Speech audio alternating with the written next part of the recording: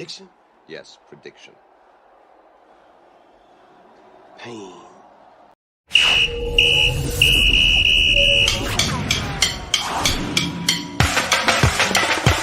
We run the clock, Super 16 is the cream of the crop. College football time of year, don't stop. You're adding this guy. Just another go dome with the courage, heart, skill, and will. Bringing you the best 16, serving up a plate for the football fiends. Breaking the best 16 college teams. Football fans, it's the show of your dreams. Ain't no bias, Chris Zorich breaking truth. Traded in the golden helmet in the past for a suit. With the tape, never lie, college ball, he's a stoop. Breaking the top 16, not the top 32. I don't mean to cut you off like a Zorich jersey, but you ain't really grinding unless the jersey dirty. Hit the running back like a Mack truck behind the 30-yard line. It's game time. My team Roddy off the sideline. You look at Chris like this with a fact checklist, going over college teams like a big scientist. He's streaking from his head like in his playing days. Super 16 polls on his show straight away. It's the FBS, the best of the best from the ACC to the SEC. Pac-12, Big Ten, Mountain West, Sun Belt, and the Big 12. Open your eyelids. Who the best like the clock? Super 16 is the cream of the crop.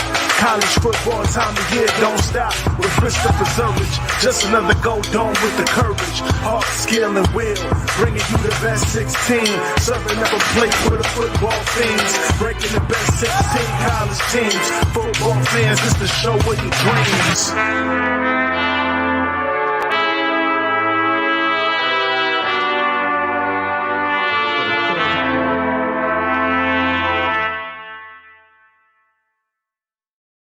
Hello, everyone, and welcome to week 13 of the Super 16 poll show with myself and, my three-time All-American stuff, too. That's awesome. I like that. And just an amazing week. But before we do that, I want to introduce you guys to my sidekick, Silatotion, who should probably be happy because of the Bears. No? Well, you were there to witness it Thanksgiving Day. I was, yes. And we saw it. We actually shared it together. Together forever. There we go. Listen, I mean, the Bears never cease to amaze in the department of soap opera. Yes. They should have their own Spanish network, the Telenueva, whatever the heck you call it. Novella, yeah. Between the stereotypes of who they are, like George being, the son of the rich older woman that's got all the money and everyone's waiting for her to move on. You've watched a whole bunch of telenovelas before? No, not really, but I'm impressed. I'm just listen. We could write this script. They're walking back the firing of Nagy. Right.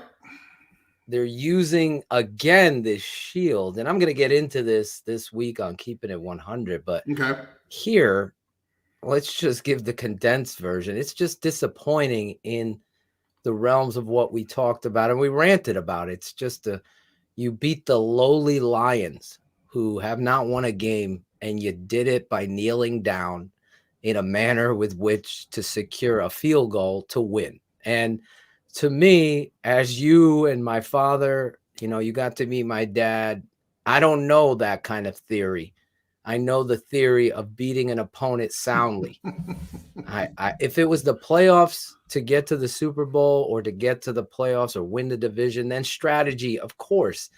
You have lost 5 games in a row and you're kowtowing to the Lions. And instead of putting your defense out there and pounding them with David Montgomery and setting a tone, it's still the same telenovela, whatever. How do you say it? How do you call it?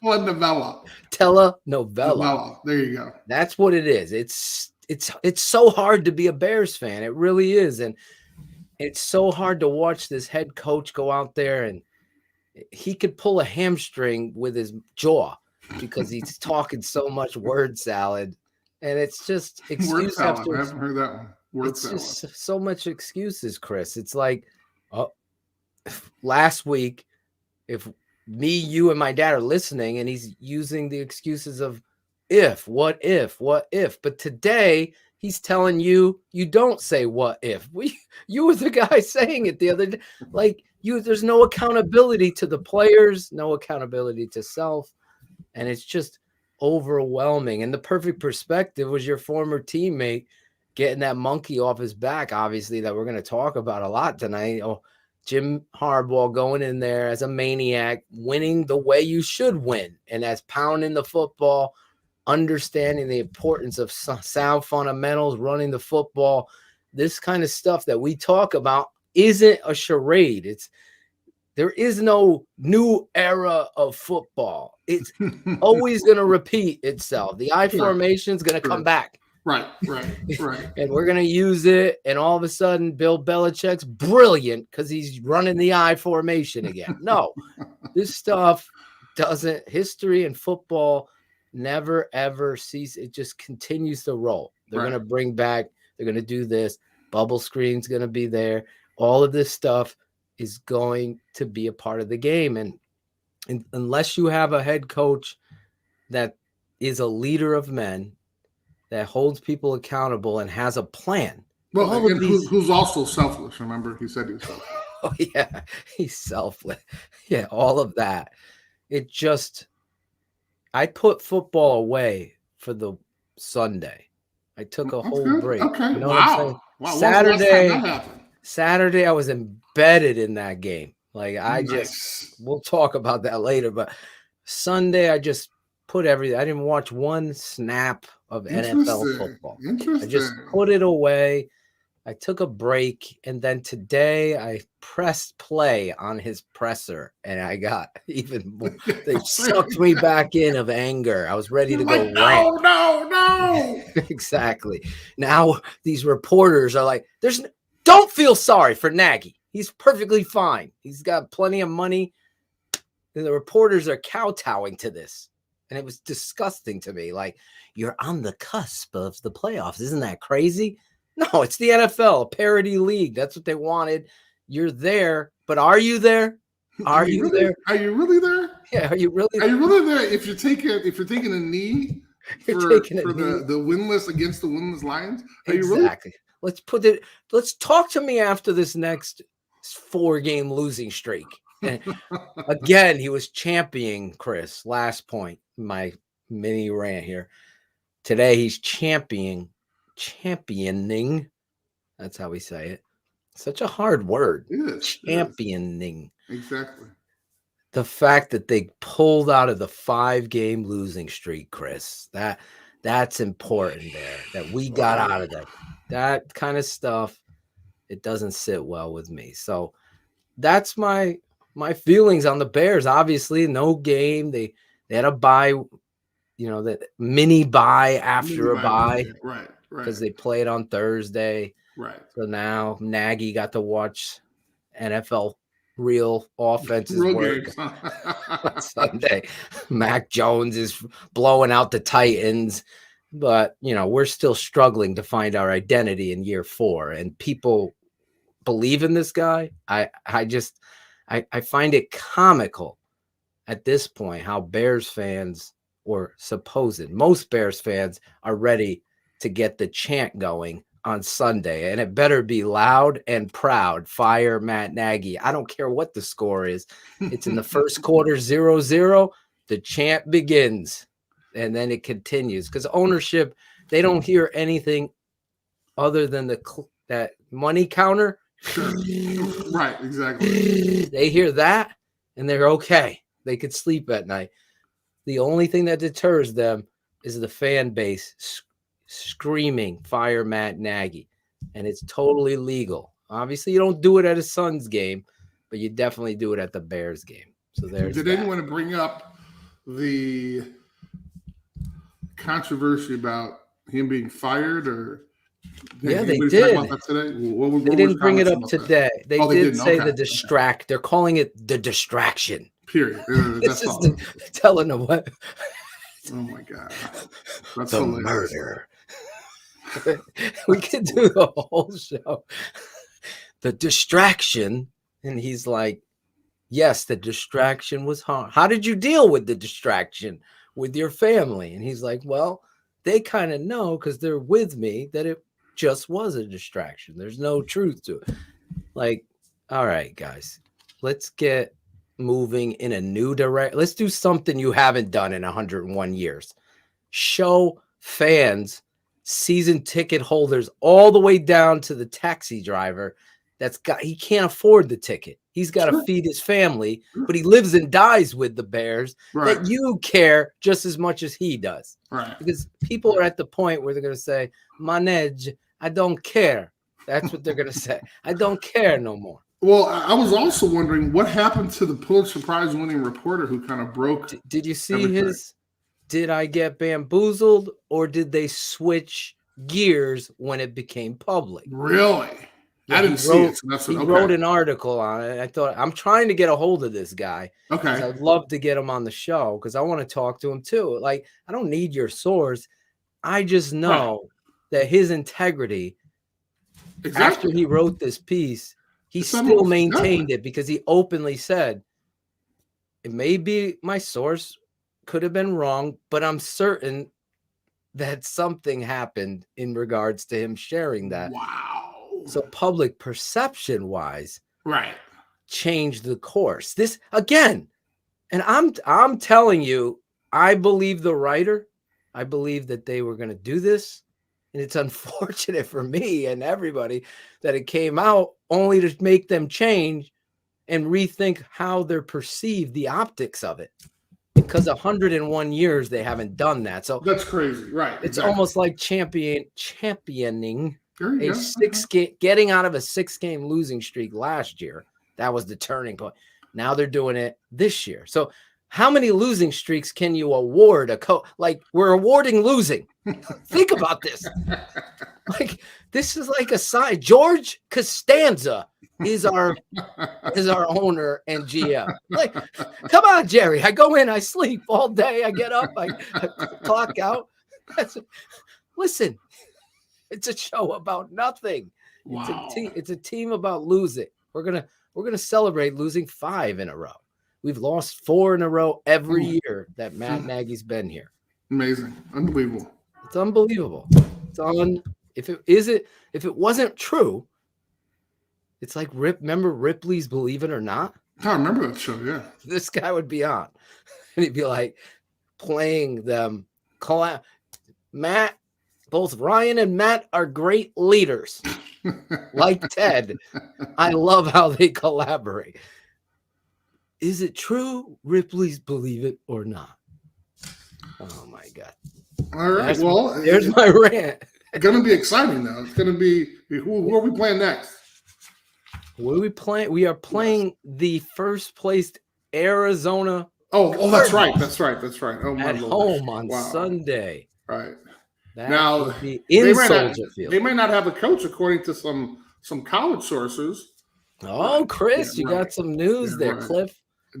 Definitely don't have any. I mean, I think he would be crazy to go back to the college. I totally agree. You think they're trying to bring him back to Oklahoma? Why not? I mean, but at least that kind of just shows you that that's a team that wants to win. They're going to go out and get a proven winner. Right. And even if it doesn't work out, folks know that they're looking for somebody that has something behind them, as opposed to like some up and coming assistant coach, which we won't necessarily get into because we have a show to do. See? Well, I want to ask you something real quick. Sir. Real quick. Good evening, all you fans. We ignored you for a minute because we want to send some love and affection our producer's way. Yeah, Cherie is not here tonight, handling the chat room. But she lost her brother, unfortunately. And all prayers, all thoughts out to Cherie and her family.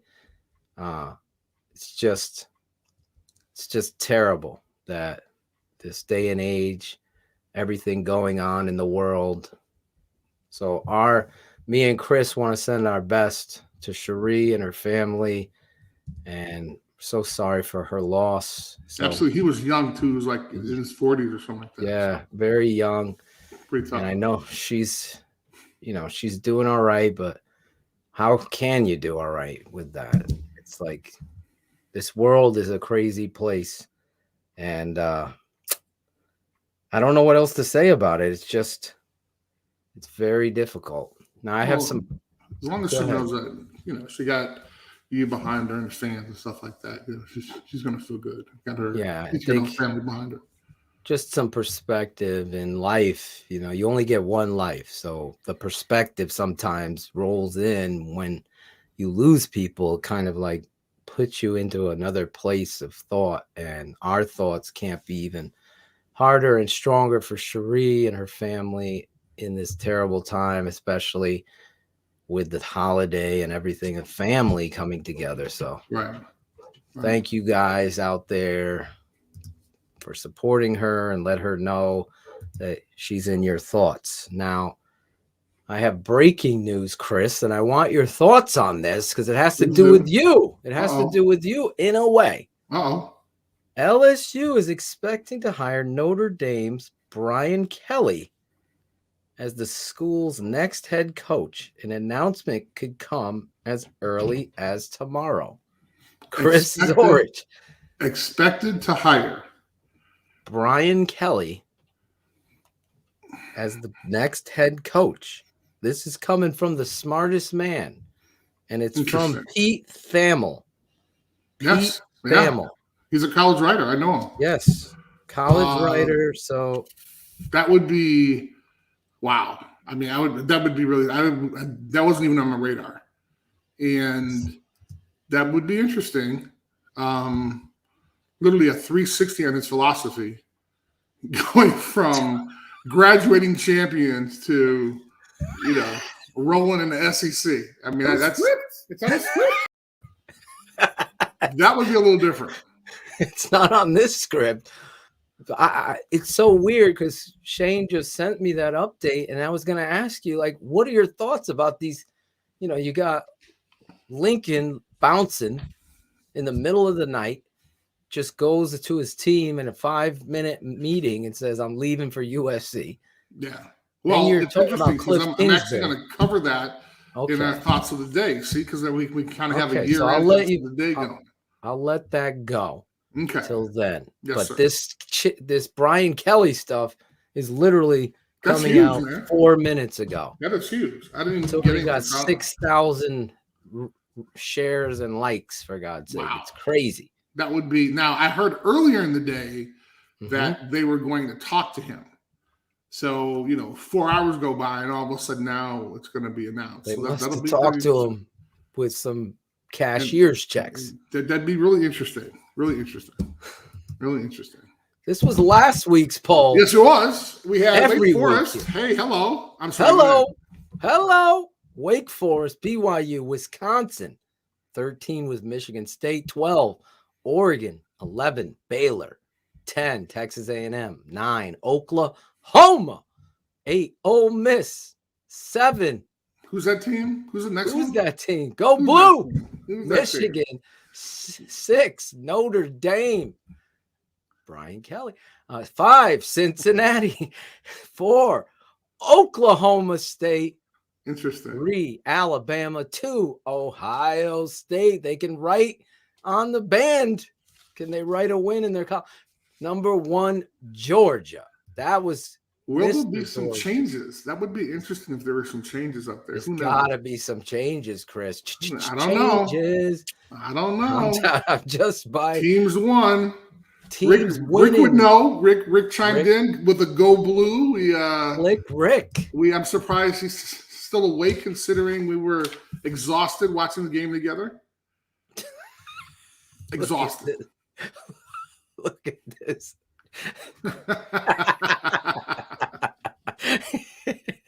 It's got to be the smartest man jumping on there writing that. Hilarious. I didn't write that. But yes, Rick's walking into a different tune this week. Then you got, he does have a little skip in the step. Cincinnati. You got, did Wisconsin, they pulled out a win, right? How about that? Nagy, maybe a trade, Nagy to Notre Dame. Wow, Nagy. Hey, I'd take Luke Fickell before I took Nagy. Yeah. Come on, Luke Fickell. Luke Fickell could be going to Notre Dame. This could be a big shakeup here. Holy cow! The chess move. I don't. The do you puzzle. leave Notre Dame for LSU? I mean, what? I mean, Jesus. Didn't he just sign? Kelly just signed like a contract a while ago. So this is going to be Rick, interesting. We might have to go live if it has it. Yeah, no kidding. I don't know. I mean, I don't know if he would leave for LSU. That means, I mean, what job would someone leave for, right? I mean, the athletic director from before left Notre Dame to go to Duke, right? So, I mean, why not? You know, anything's possible. So, it'd be interesting. That's strange. If it happens, we got to. I just want to make sure, because David set the record straight. Wisconsin got walloped by Row the Boat. They got destroyed by Minnesota, so they're gone. So it's going to be Iowa versus. Right, but you said, did Wisconsin win? You asked exactly, because someone wrote, I thought they lost. They did lose. So when I saw Go Wisconsin, because I was talking about Big Blue, I felt, I was like, did I read that wrong? Well, I think he was laughing, I think. Oh, he was being sarcastic. Or champion, or so it's going to be Iowa versus Michigan. Yes. For the Big Ten championship. Alabama, Georgia. For what game is that? The SEC championship. Okay, now you're jumping way ahead now. That was supposed to be in the top 5 matchup. That's like 20 minutes ago, man. I thought we were. I thought we were unveiling. I thought this was like an unveiling show. Are we Canadians? We don't have any secrets here. I thought this was an unveiling show, and you're throwing out all my secrets, man. I'm saying this is going to change, and we're going to talk about it. Everybody wants to talk about it. Now the LSU news is hitting. You got Bullets and Jason and all these Brett all fired up. Will Brian Kelly leave for LSU and Notre Dame have a new coach? Oh, it's going to be a big show. Big show. Why don't we get into it, Chris? What a great idea. How about that? Huge weekend of football that set the tone here as we move closer to the CFP on the Super 16 Poll Show with Chris Zorich every Monday night. This guy leaves bias at the doorstep and comes in with his true, calculated, erased notes, thrown, ripped, renote, make another note. Yes. It's Chris Zorich coming in with his 16 this week, Chris. And we also have the football list. Hopefully you worked on that. Yeah, hopefully. Remember we could take your top 5 if that's good. That'd be good. Okay. I had 30 people over for Thanksgiving, dude. I had no time to put together. 30 people at 30 people. 30 people. I love my wife and my family. That's good. That was good. Now, this family, where do we start? We gave you last week's poll. We start here with 16. What do you want to talk about to begin? Let's do it. Number 16. Number 16. Texas A&M.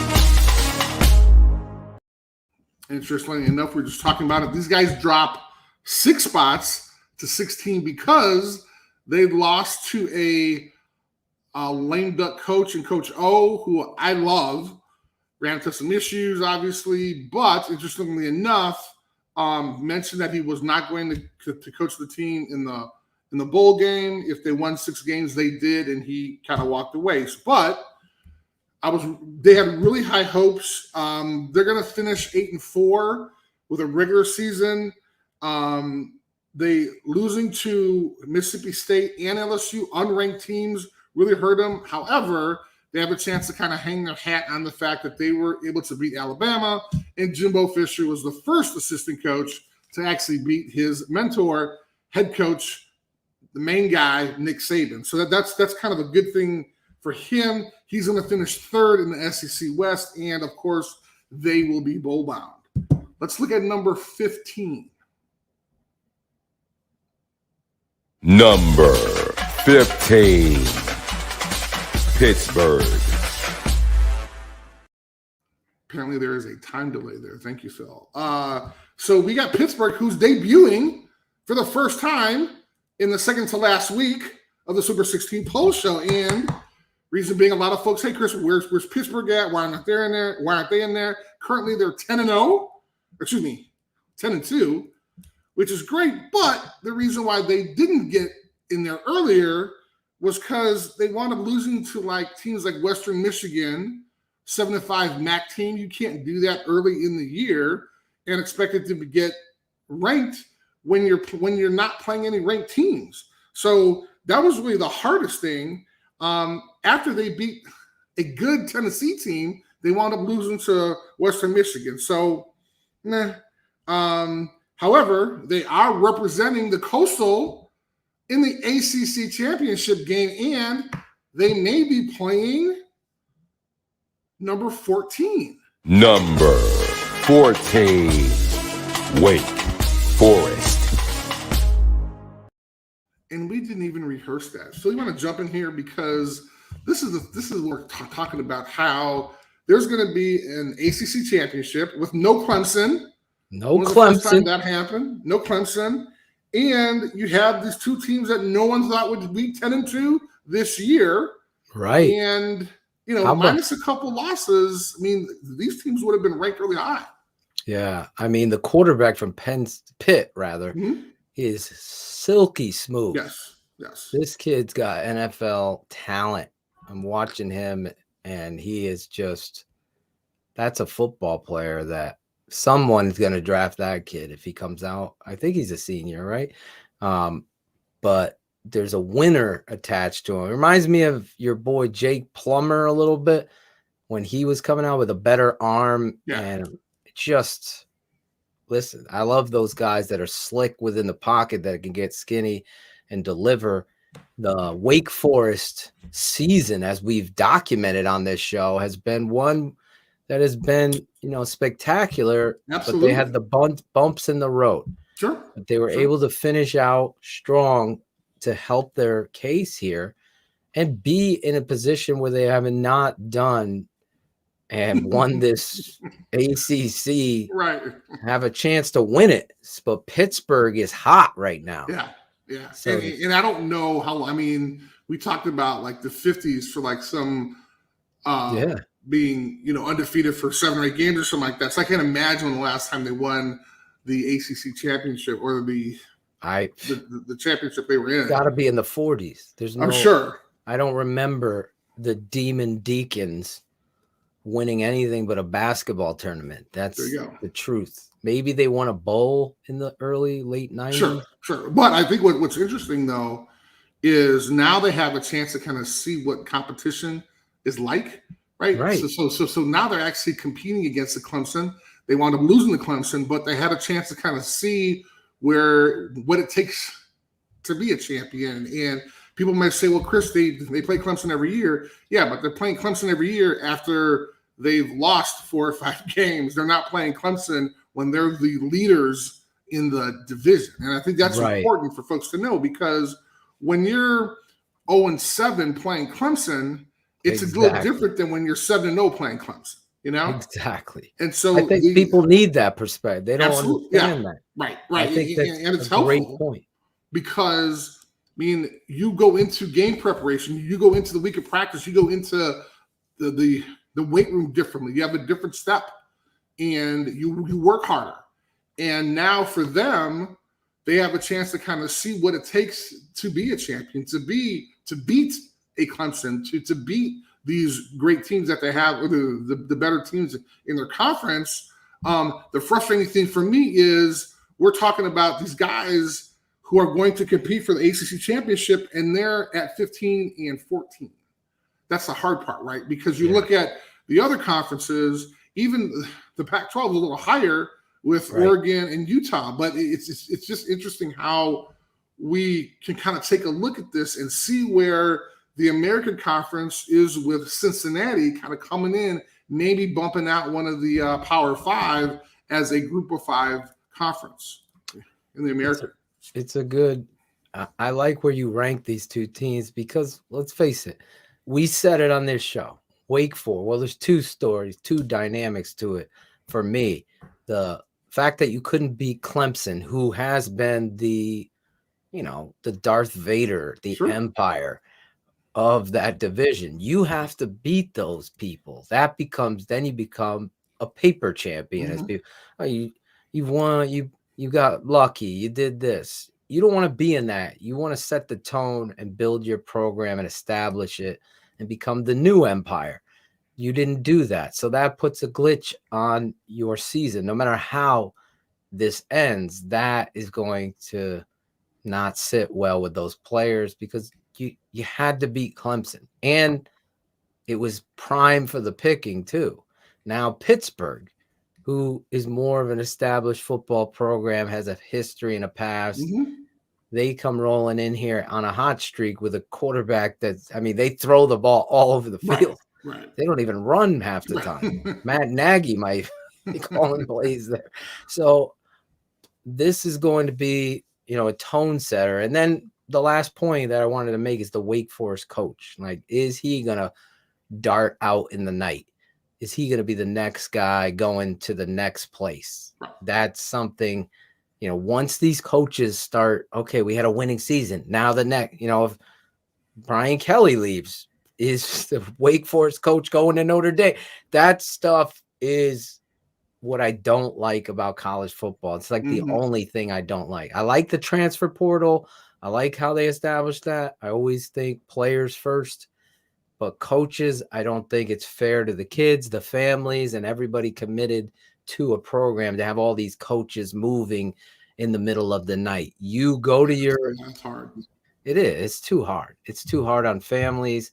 It's too hard on the kids. And it goes the other way too, firing coaches in the middle of the night and destroying their families. Right. And the easiest excuse to that, which it really is not, and I applaud the NCAA for doing this, although it's just very few things I give them credit for. But, a lot of people talk about, well, hey, if the coach can go, the kids should go. Well, if that's the case, then you are going to decimate a whole program. So for example, like what everybody knows about Lincoln Riley, if everybody decides to leave, if they're given an opportunity to transfer without that counting against them, the whole team's going to be gone. Right. So, in that regard, you can't let that happen. So you got to set up a system. And maybe this transfer portal is the answer, because what a lot of folks don't know about transfer portal is that you can only do it once. So people think, oh, hey, he transferred there and then transfer there and come back. No, you can only do that once. And so if you're going to make that leap, then it has to be a serious one. But however, I do love the Dr. Pepper commercial when the kid talks about going to the transfer portal with Brian Bosworth. Yeah, that was great. Dude is like, no, man, I'm a sophomore. He's like, no, it's my time. The dude comes back and says, hey, you need a punter? And they're like, no. He's like, I got the Dr. Pepper. Like, come on, son. I love that commercial. I love it too. Well, I digress. So let's boy transferred right away. Hey, me and you called it, right? We're going to talk about that. I don't want to ruin all. This is the telenovela. Actually, telenovela. Let's look at number 13. Number 13, Oklahoma. Bingo, we hit it right on timing. We see that wasn't even planned. We just knew what was going to happen. We can talk about this, man, because here's the thing.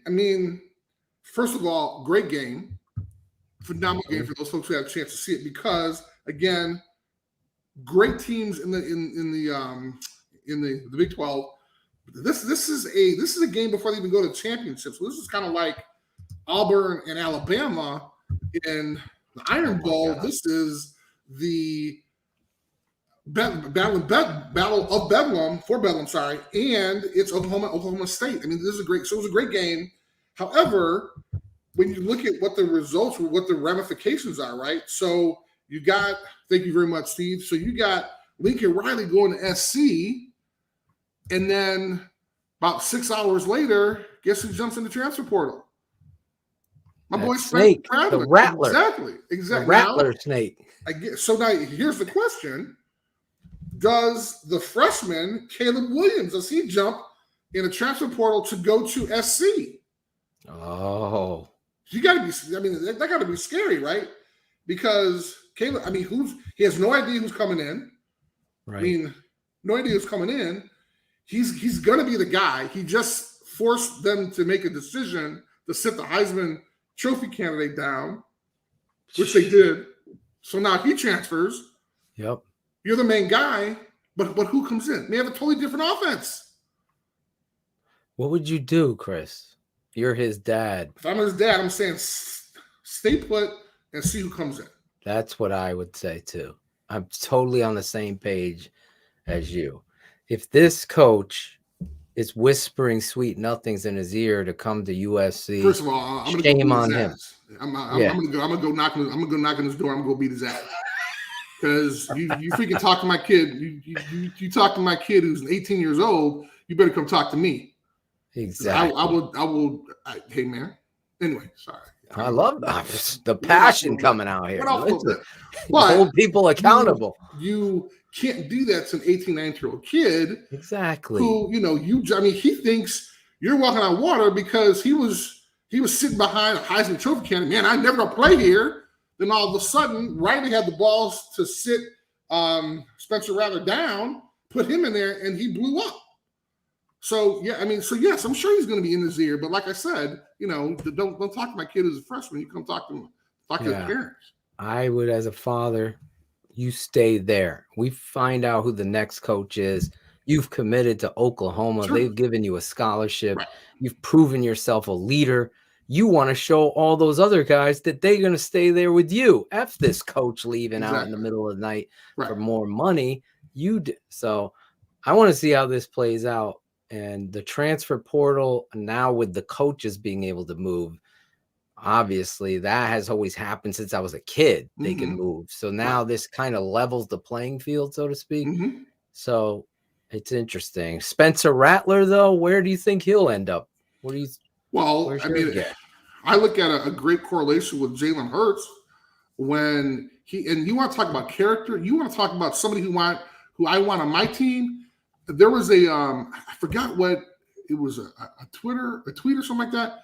So after a game, and it wasn't like they played like Oklahoma State, but after the game, Jalen Hurts and the weightlifting coach, they were working out together, doing something. And I looked at that, and the strength conditioning coach was like, "Hey, an hour after the game, this is what's going on." And Jalen he still has football pants on. I'm like, I want that guy to be my quarterback, And so then you fast forward a little bit, he gets benched, sits there and takes it like a man.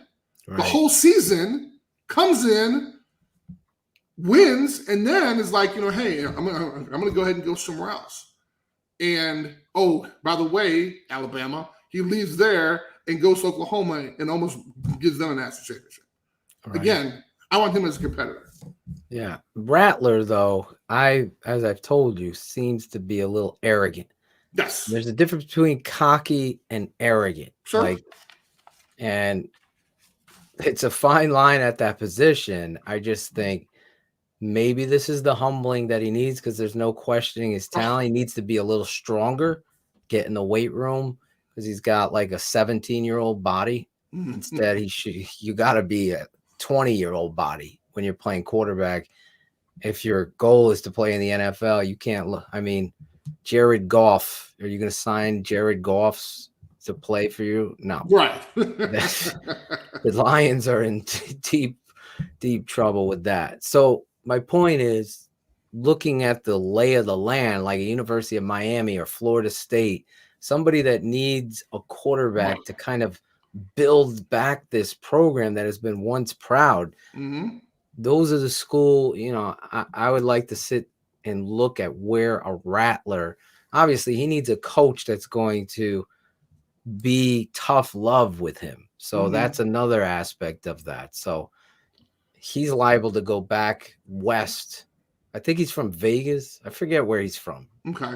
Well, it's funny. I'm looking at Bullet's comment, and he's saying rather USC. I think he'd probably rather throw gasoline on Riley and light him up before he goes back there. Because he sat him down. And I don't care. I mean, you're talking about like an 18, 19-year-old kid. Holy Nike, we got breaking news. Yes. Brian Kelly, official. LSU. No way. I swear to God. Come on, bro. You're kidding me. The Athletic is announcing Brian Kelly. Dude, I'm no way. No, absolutely no way. That's insane. Has officially just confirmed. Done deal. This is from a reliable source to me. So I'm telling you, Brian Kelly now has left Notre Dame and is going to LSU. LSU. Wow. He pulled the Lincoln Riley in the night, Chris. We were talking about this kind of stuff 2 weeks ago. This is, dude, this is crazy. Oh my God. I'm looking, I just saw it right now. I'm looking at it right now. That's insane. Well, I mean, here, let's go and talk about it, Phil. I mean, what are the benefits from where, I mean, basically he was at Notre Dame for 12 years, did not win a national championship. And he figured he can go to USC. I'm sorry, he can go to LSU. They just won a national championship 2 years ago. Okay. Oh my God. And he figures, hey man, I'm already married. I'm not going to be messing around with some chicks like Coach O was.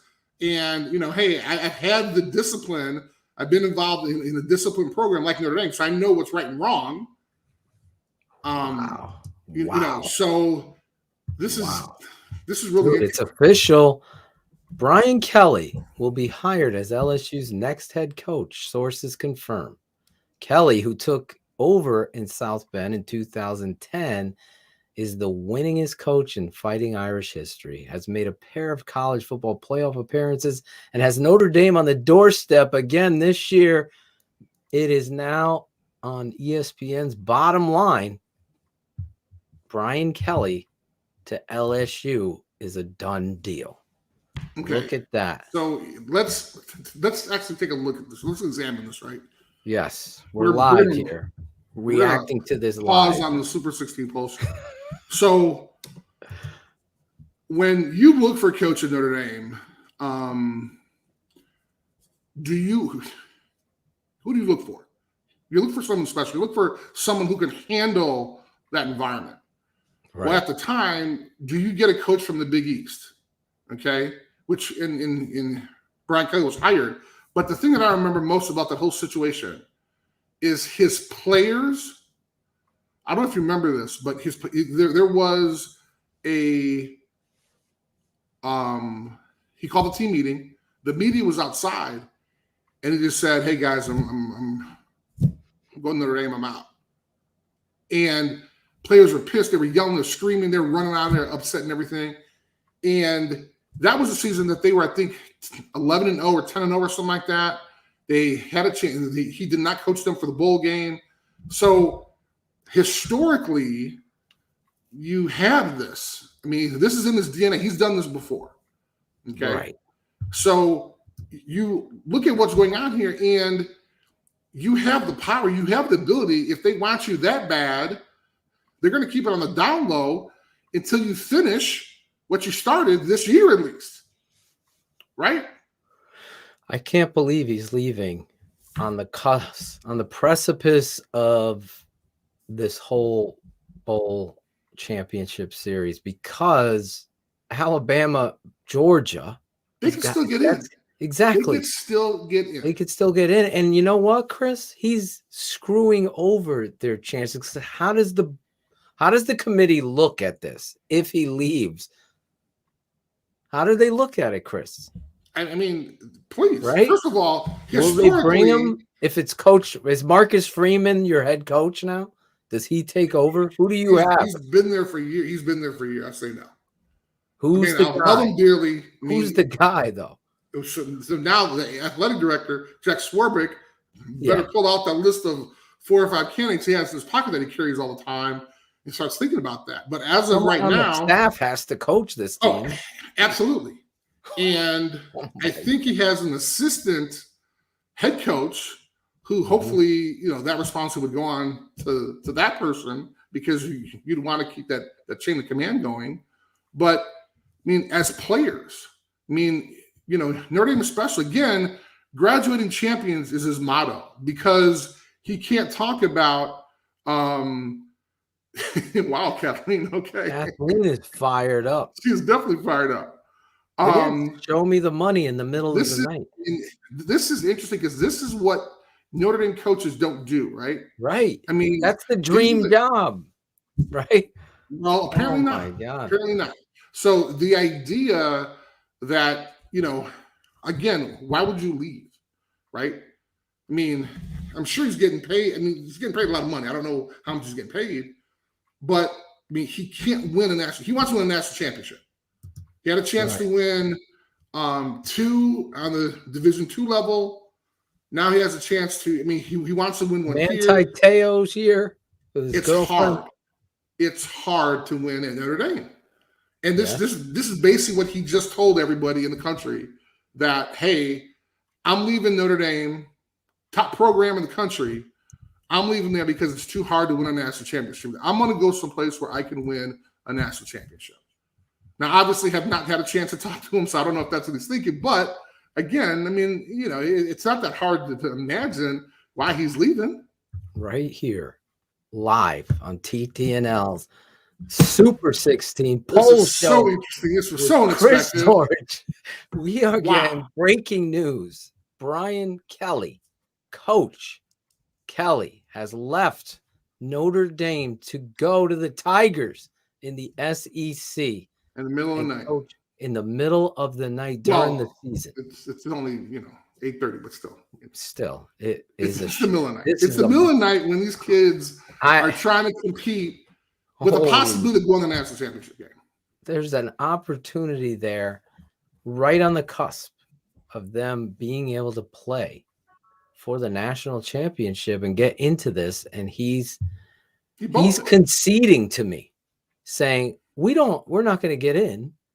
I got to go. I got to win a championship. I'm going to do it better at LSU. I'm going to be able to recruit better. I'm going to be able to get my guys and and build this program. I am shocked. You thought folks hated him before because he wouldn't win a national championship? I guarantee you Notre Dame, because, I mean, remember what's his name? Lane Kiffin, what he did to Tennessee? Yes. They were throwing shit at him. They actually burned a mattress in front of the football facility. What is going to happen at Notre Dame tonight? But my God. Well, no, I don't. You couldn't wait till after the season, Chris. But see, this is where the alumni comes in, right? Because they're saying, listen, and at the end of the day, they want a coach to set an example for the student athletes and everything else.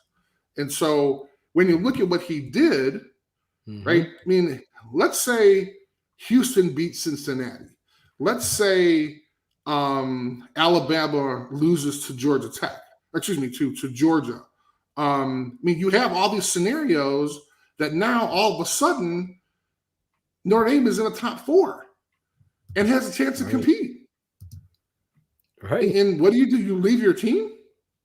I don't get it. And again, if you want to do, I would tell LSU. Now, they're saying, hey, man, you got to come here. We're paying you a ton of money. You got to come now. And that's how they did it. Oh, absolutely. That's how they did it. Yeah.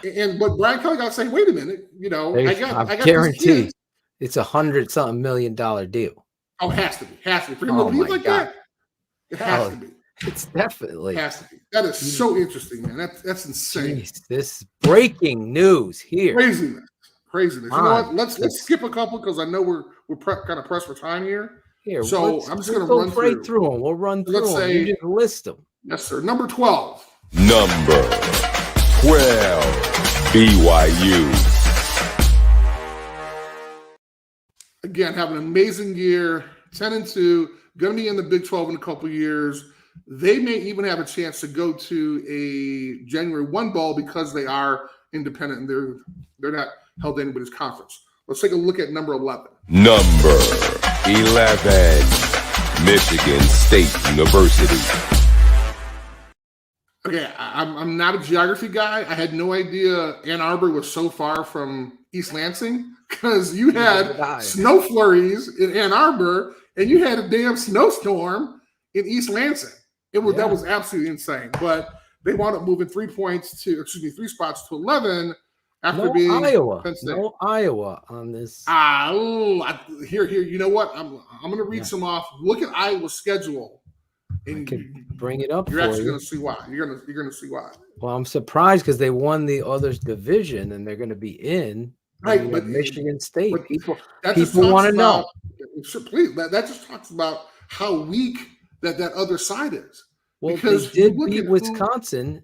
Wisconsin beat. Who's ranked what? 14?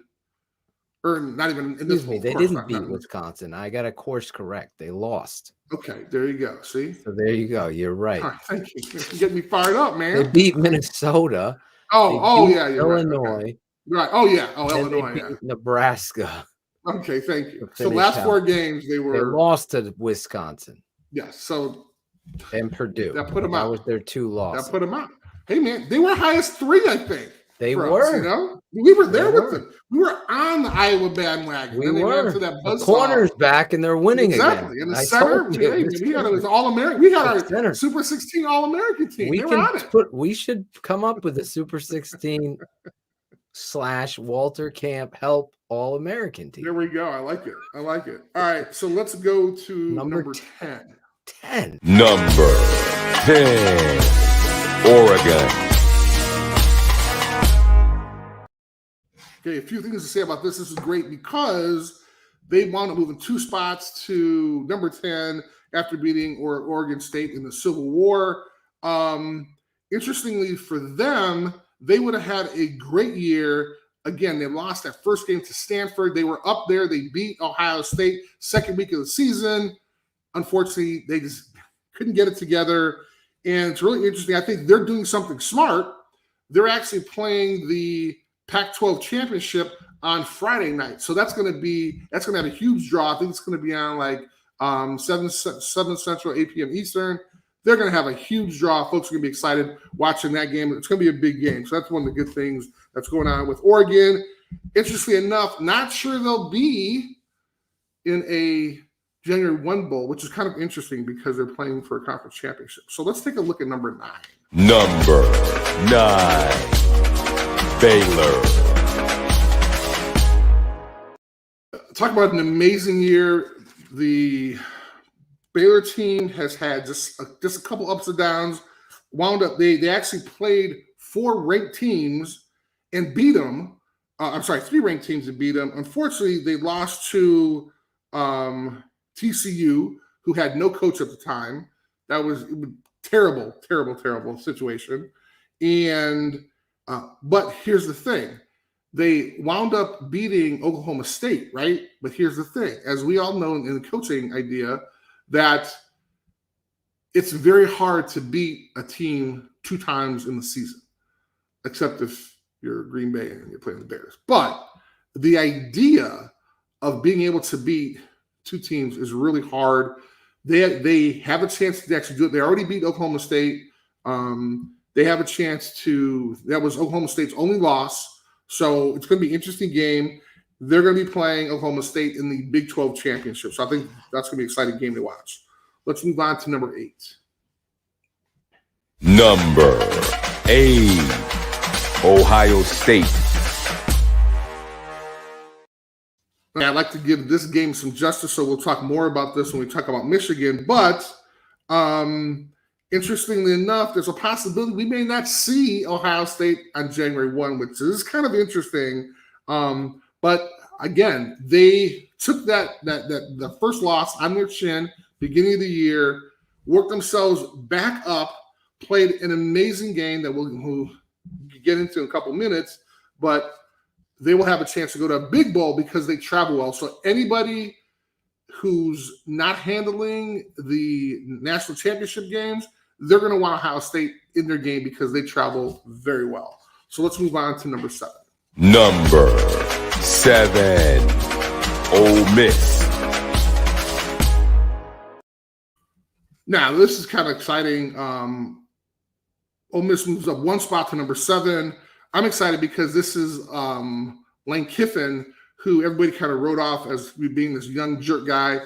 Folks, he's 10-2, number 2 in the same division behind his mentor, Nick Saban. Here's the thing we have to remember. He was at Florida Atlantic 2 years ago. 2 years ago. He was able to bring Ole Miss back. Phil, I don't know if you got any comments on this one, but it's so interesting that he was able to kind of do this in the same division, not the opposite, but the same division as his mentor, Nick Saban. I think Lane Kiffin is a showcase of the early birth of these coaches moving into the night. He was the hot hand ticket from Tennessee to USC to US, and then kind of got humbled. Raiders. I think he was like 29 years old as the head coach of the Raiders. Can you imagine? Insane. It was insane. Unbelievable. And, listen, a journey starts with one step. This guy.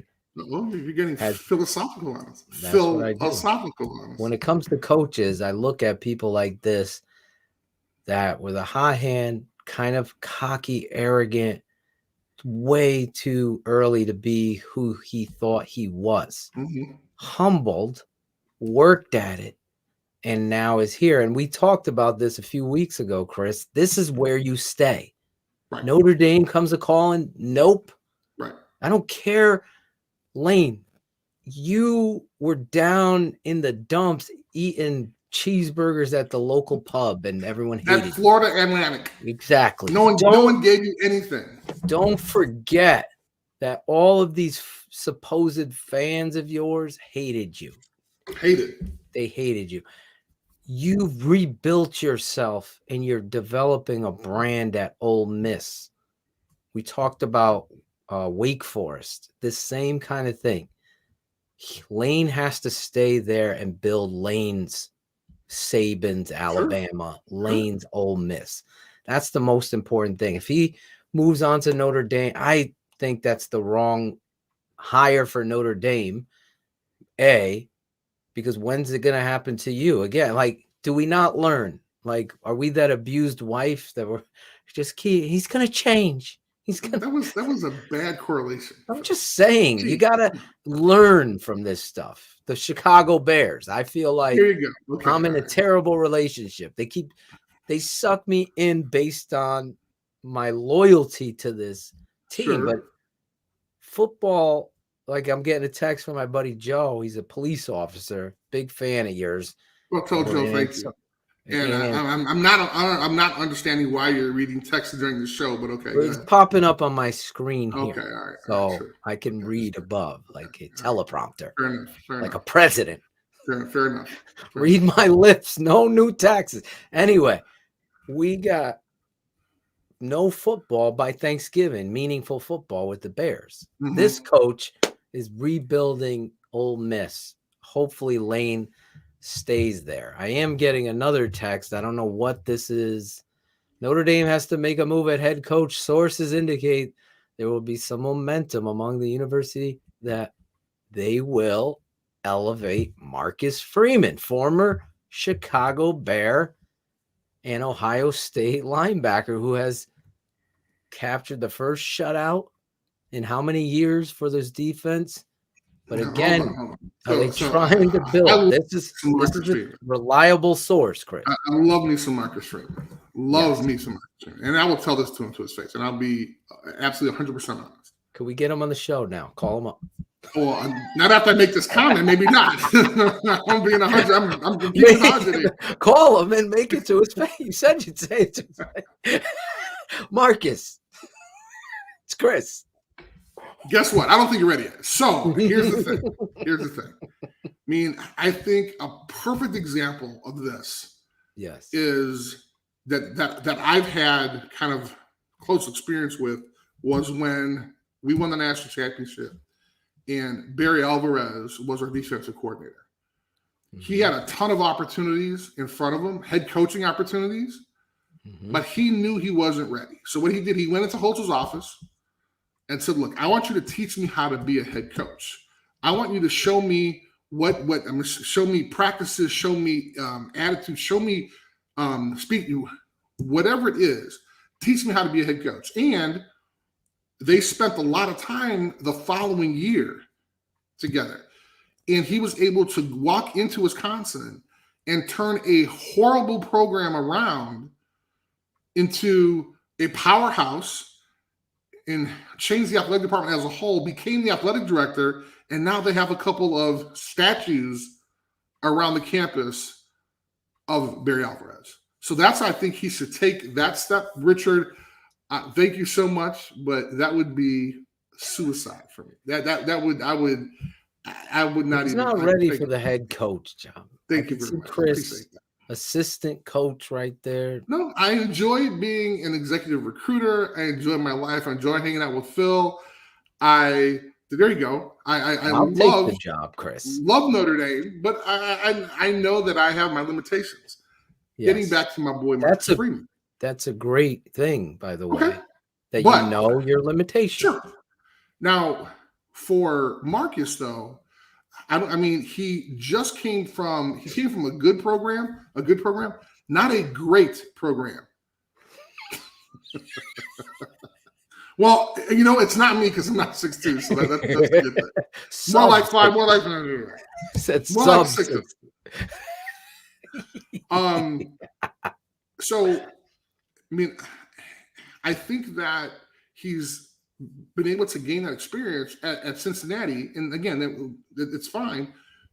Notre Dame is a different environment. Let him be an assistant coach there for a couple of years and then maybe kind of have that coach and waiting deal. But it wouldn't be fair to him he hasn't even been at Notre Dame for a year yet. And then if they have a chance if he gets elevated, again, my opinion, and like I said, I love Marcus like a brother. I think what he's doing is great. Had a chance to spend a lot of time with him, talking to him, MC some events with him. Great times on my podcast. And the idea of putting him in that situation, again, this is not an easy job. This is not something that, oftentimes what happens at Notre Dame is that you have to leave in order to understand the environment and come back. So I would prefer if he left and came back, but I don't think it'd be fair to him right now to make him the head coach. Again, listen, I respect you so much because it takes a friend. We talked about the booger technique, that guy that just lets you go out when you got, you're keeping it 100 here. You don't think he's ready. Just like Lane Kiffin we talked about with the Raiders. Mm-hmm. He wasn't ready. There is a maturation process of becoming a head coach. It's no different than Matt Nagy for me. Like I was screaming from the rooftops. This guy has never been a head coach, and he's the charter franchise coach. I'll watch, but there's no way, And everyone's like, "You're just negative.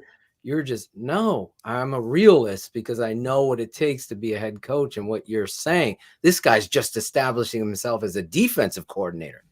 That changes in like 5,000, like Lansing in Michigan, the snow there versus there. Right. That's 50 times that. The job responsibilities for Marcus Freeman. Like everybody gets okay, what was his name? The heavyset Patriot OC that became the Notre Dame coach. What was his name? Charlie Weiss. Charlie Weiss. He's not a head coach. He was never a head. He was a great offensive coordinator, play caller. That's it. Period. That's where that growth is, and that's your skill set. I'm the most real when it comes to coaching because I've been around great coaching my whole life. I've met some of the greatest, from Joe Gart and my father, obviously Sam Rutigliano, Larry Pasquale, who my dad was talking about the other day, special teams coach. He fought for, assistant coach pay. Listen, I've been around it. I knew Weiss was never going to be a leader of men. Mm-hmm. He was a play caller. That's it. You can't get caught up in these guys that Dave Wanstead. You You experienced that, Chris. He wasn't a head coach. He was a defensive coordinator. He wasn't a good leader or teacher. This stuff, that's why I was so like, San Diego State, here's Jim Harbaugh. I knew this is the guy. He went through the process. Yes, he did. And you see what a head coach is. I mean, he knows his personality comes through the team. Those are the best. Nick Saban, nobody better, right? You see him talking at the end of the game. That game, the Iron Bowl, we didn't even get to talk about. There's so much going on tonight. Right. We weren't expecting this, Brian Kelly, for God's sake. But the reality is there's a certain level to which you're prepared. Now, could Marcus Freeman be a great head coach eventually? Absolutely. Absolutely. He's just not ready yet. That's what Chris is saying. Now, if you thrust him in there and he fails, he becomes the next, I told you so. Exactly. I told you so. So now, and that's the part that he has to watch out for, because here's the thing. I mean, everyone has an ego, right? Yes. And so now he's like, well, wait a minute. They're saying, okay, I mean, they're saying I can be the head coach, not Notre Dame. Hey, this is, and now his pay goes from whatever he's making now to like quadruple what he's making now. And it's like, well, hey, I can, but somebody, hopefully one of his advisors, his buddy, somebody who's real with him could pull back and say, hey, man, put that hand on the shoulder and say, look, are you ready yet? Does he travel with Kelly too? No, they I don't know what they close like that. I don't know what that relationship is. Okay. Now, interestingly enough, you look at what happened with Marcus. He had a chance to go to LSU, but the powers that be at Notre Dame, Kelly and the athletic director Jack Swarbrick, opened up the pocketbooks. You're throwing this wrench in the whole story now. This guy bounces in the middle of the night. Bingo. Coach O wants Marcus. Exactly. And they deny him. The offer goes up from spaghetti to spaghetti and meatballs. Yeah, so he walked away from LSU. Rightfully so, right? Because now what he did at Notre Dame, he established a different way of recruiting. He signed some 5-star kids that are supposed to be coming in the next couple of years. So whoever comes in there, and let's just say, here's a scenario. And this is crazy. And I was a Cincinnati fan in the beginning, but what I'm about to say is craziness. If they hire Luke Fickell, as the coach at Notre Dame, I believe that's going to be the guy. That's the kind of individual that you want. I believe that's going to be the guy. So now in my gut, that's what my gut is speaking. You have those guys back together. They have great relationships. I didn't talk about on this show, but they both have 6 kids, and Marcus blames it on his wife. But for some reason, when they were building their house, they kind of misjudged the time. So there was about 6 months where they moved in with Luke Fickell. So you had 12 kids and 4 freaking parents, bro. It was crazy, but that's the type of relationship they have. So that's great, right? So now, Fickell and Freeman are friends. Fickell and Freeman. That's the transition then. Fickell recruited Freeman to Ohio State. Yes. Chris, there's so much to get into. Can you, real quick, look at Shane's comment here. Players are chiming in now. They're not happy. Recruits. Now the recruiting. People that are committing to Notre Dame are now fired up. Here's what you do. Here's what you do. If I was the AD at Notre Dame, okay, I'm sitting in that chair. You've been an AD, so you have experience. This goes down. Yes, I did, because I mean my coaches, when I was an athletic director, we're tight.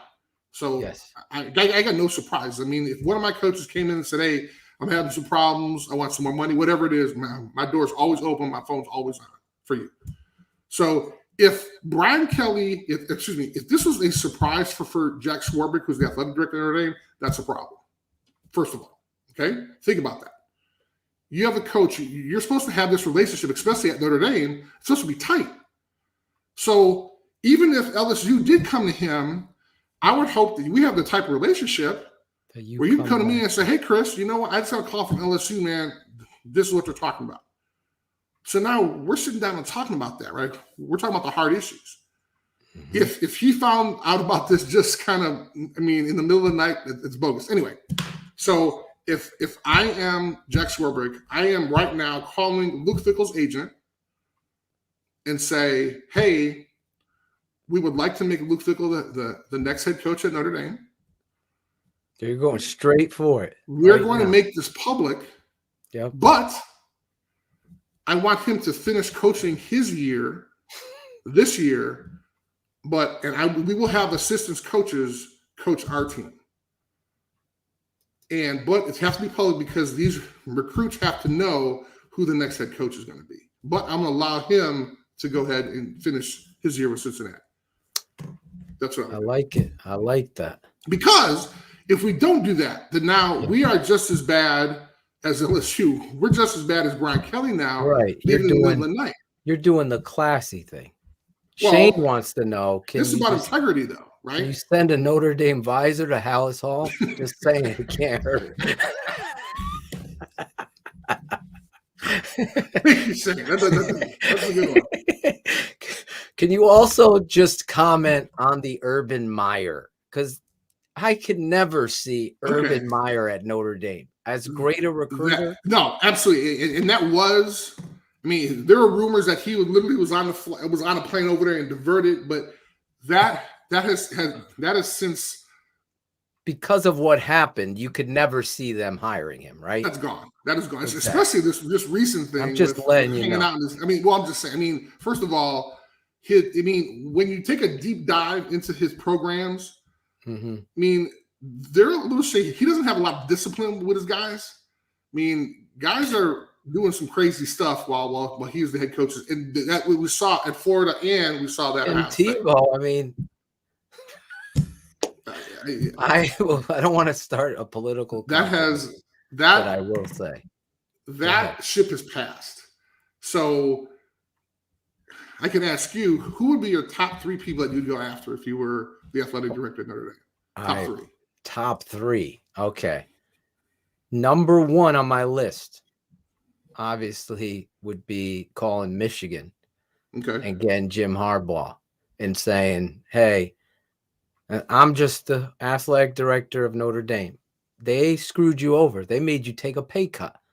They didn't believe in you. Yeah, you won Ohio State. Now everyone loves you.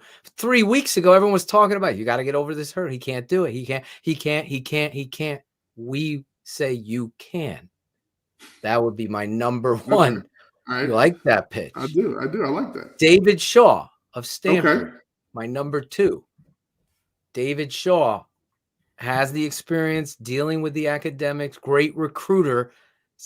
You talk about academics, they're above Notre Dame, in my opinion, in regards to where their standards are. But he brings that tenacity, that feel, that vibe, that Notre Dame. I think he would get Notre Dame over the top. Both him and Jim happen to be Stanford guys, would get them over the top of these things because they put a price, just a huge emphasis on fundamentals and running the football and open. That's where Notre Dame has won. That's what you do. And then my third, obviously, is your guy, Fickell. I just think this guy, especially when you add the cherry on top where you can keep Marcus Freeman in this position, let him build his resume, his credentials, where eventually he's going to take that step to become a head coach somewhere. But Fickell's ready. He's winning at Cincy. You think he's not going to win for you? Those are my three, Chris. Oh, by the way, he beat Notre Dame with 3-star local kids from Cincinnati that didn't go to Ohio State and Michigan. They went to Cincinnati and they beat the crap out of Notre Dame, who has some 4- and 5-star guys. So, did you like my three? I loved your three. Not too happy about Shaw, but yes, I do. Go ahead. Let's give your three. Let's go at number 6. Number 6, Notre Dame. Thank you, Brian Kelly, for kind of taking over this whole conversation. But I think this is the whole show tonight. This is interesting. The whole show. So here's what I do. The first thing I would do is I would get on the phone with the athletic director at Alabama and Nick Saban and say, guys, look, I'm looking for some advice. I want the best head coach out there. What do you think? I'm not asking Nick Saban. Nick Saban's not going to leave Alabama. Right.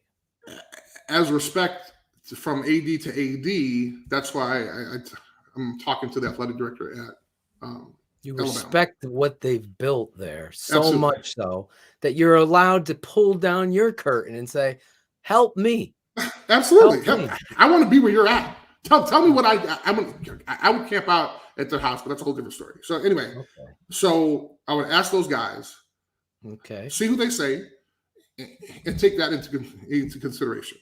But my first person would be, and I'm going to start from the top. Unfortunately, Nick, I know Nick isn't going to leave, so I'm going to call Kirby Smart and say, hey, are you interested?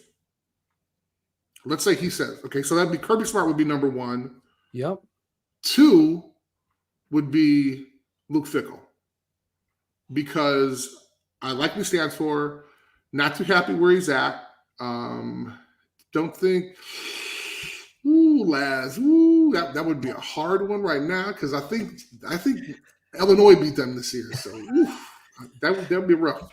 You calling Lovey? That would be like my 14th one. That would be like, if I got 14 no's, then maybe I'm gonna call up after that. So Smart, Luke Fickell, and this is gonna amaze you, but I think this is I love this guy's character. I love this guy. I think he's a maniac. Is Mario Cristobal? Really? I spent some time with him. I actually played against him when he played in Miami when I was at Notre Dame. I think he is a great coach. So those are my top 3. But wow, Cristobal. But the main thing though is that I'm going after the best coach out there first. So that's by far. If I can get Kirby Smart if I can match what USC paid Brian Kelly and Georgia's going to pay him that, I'm in. So wow. But I'm showing my commitment to winning.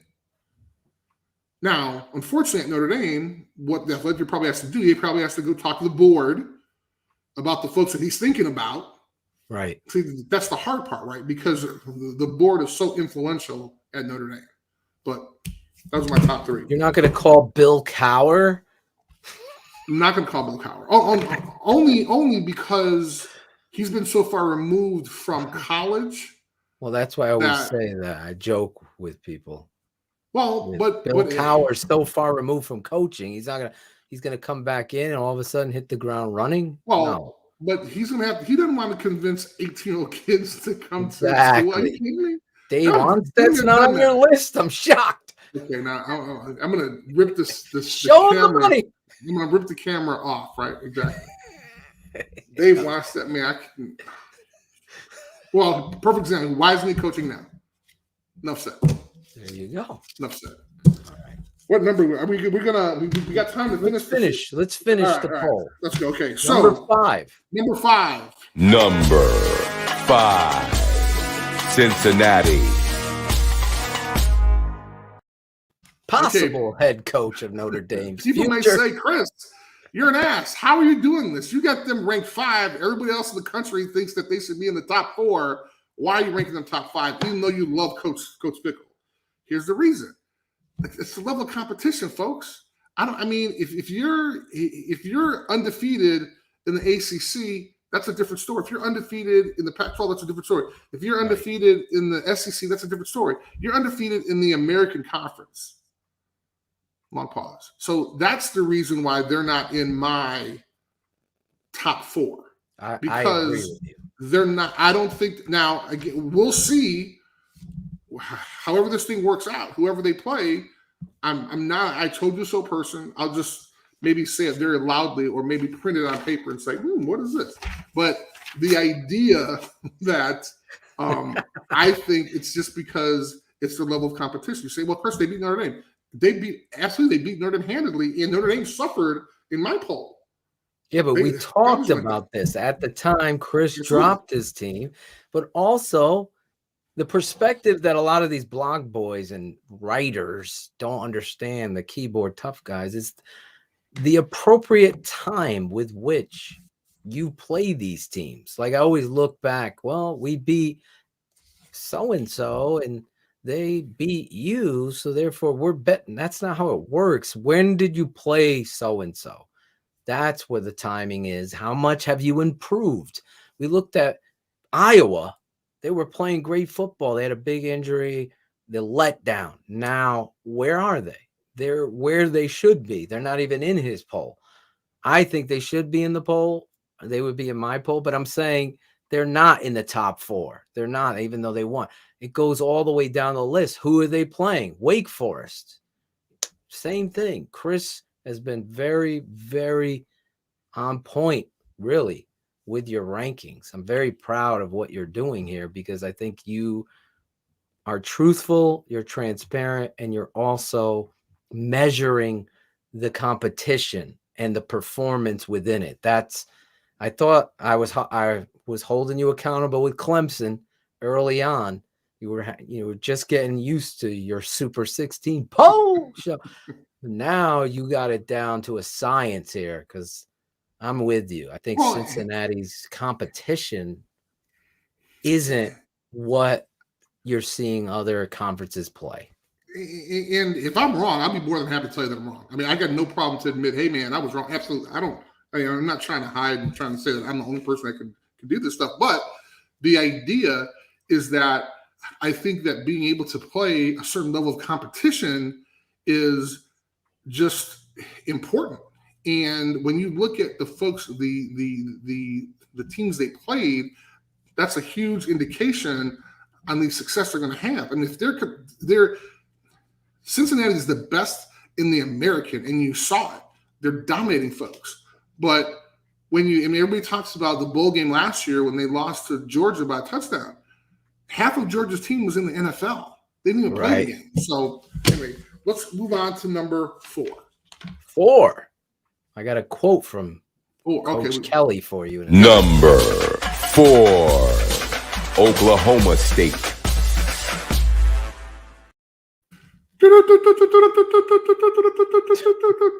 Philotoshin has a quote by Brian Kelly, and it's a breaking news break. Here we go.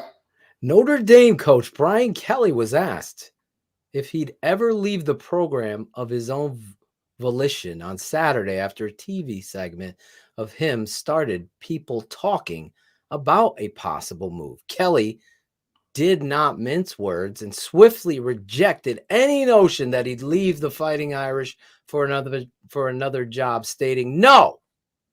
I mean, look, I think Mike Tomlin had the best line, right? Unless the fairy godmother comes by with that $250 million check, my wife would want to take a look at it first. Then I'd have to run it by her." That was 8 days ago. Wait. That's what he said? That's exactly what he said. That's the quote he said. 8 days ago. Okay, so now it's about the money? Dude, you got more money than a guy. I mean, come on, man. Really? Now listen to this from Matt Fortuna. Oh, yes, who was a guest on our show. Guest on your show. This is usually how things go. But Brian Kelly has ghosted everyone at Notre Dame. Just spoke to one assistant who saw reports on his phone tonight, not Chris Zorich, as he was exiting a recruit's home. The news broke when I walked out of his house, so I look like a effing a-hole. End quote. Okay. See, this is Can you imagine? This is the type. This is what we're talking about here, right? So this is, first of all, we talked about this before. I have an open door relationship with my assistants, with my head coaches. Yes. I would hope and pray that my head coaches have a relationship with their assistants. So now, if a situation like that is going down, am I not calling my assistants first? Jesus. I can't believe this. I mean, that quote right there is just leaving them out to dry. This is, I mean, and this is the part this is the underbelly of college football. And Notre Dame wants to win, so they're going to try to go after people that are like this anyway. And hopefully everybody wasn't bamboozled about the type of person that Brian Kelly is. But it sounds like, what he did at Cincinnati with those players and that coaching staff may be happening here. And if Matt's quote is correct, I mean, what do you say? I mean, what do you say when that recruit calls you 10 minutes after you leave the house? Hey, man, I mean, what's your line? Did the athletic director send you a memo to tell people? 5-star recruit Walker Howard to me minutes ago. This is from Cokie Riley, college beat writer. 5 minutes ago on Brian Kelly hire for LSU. Quote, he's going to bring us to the national championships. This kid was also considering going to Notre Dame. Quarterback. It's already, the underbelly has started, as Chris Zorich stated. Meanwhile, Oklahoma State beats Oklahoma. They're number 4. Big win in Bedlam. We can't even talk about these. Exactly. Games. It's unbelievable. But great game this weekend. That was one of them. And I mean, let's see about they beat 4 ranked teams, Oklahoma, because everybody's like, hey, Chris, why you got Oklahoma State so high? I mean, no defense, what about Baylor? Listen to this. They beat ranked teams, Kansas State, Baylor, Texas, and Oklahoma. Why shouldn't they be ranked high? While they were ranked. You can't go back and say, well, look where they are now. Look where Texas is now. Right. That's not how it works. You look at the time frame with which they were playing.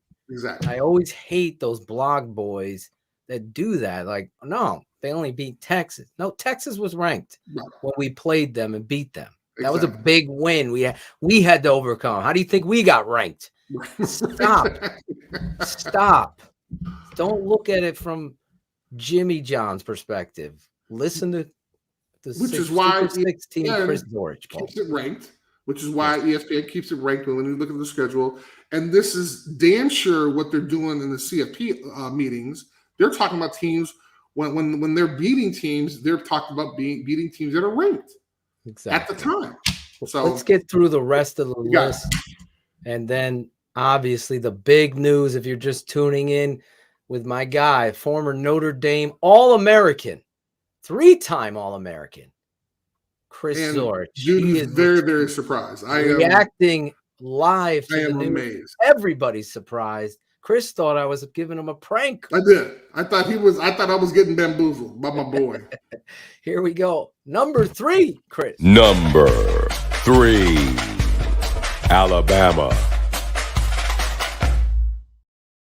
This was terrible. 4 overtimes. I mean, running backs, nothing. Quarterback. This was an awful game. I thought they were going to lose. I was texting people like, y'all realize if these guys lose, Lane Kiffin's going to come in and represent. So it was terrible. Somehow they won. Nick was happy after the game. This is going to be crazy. Georgia is going to manhandle these guys in the SEC championship. We just have to stay tuned. Will you be shocked if Alabama beats Georgia? I will be extremely shocked. I will be beyond shocked. I love it for the record. Talk about that. Love it for the record. What about number 2? Number 2, Michigan.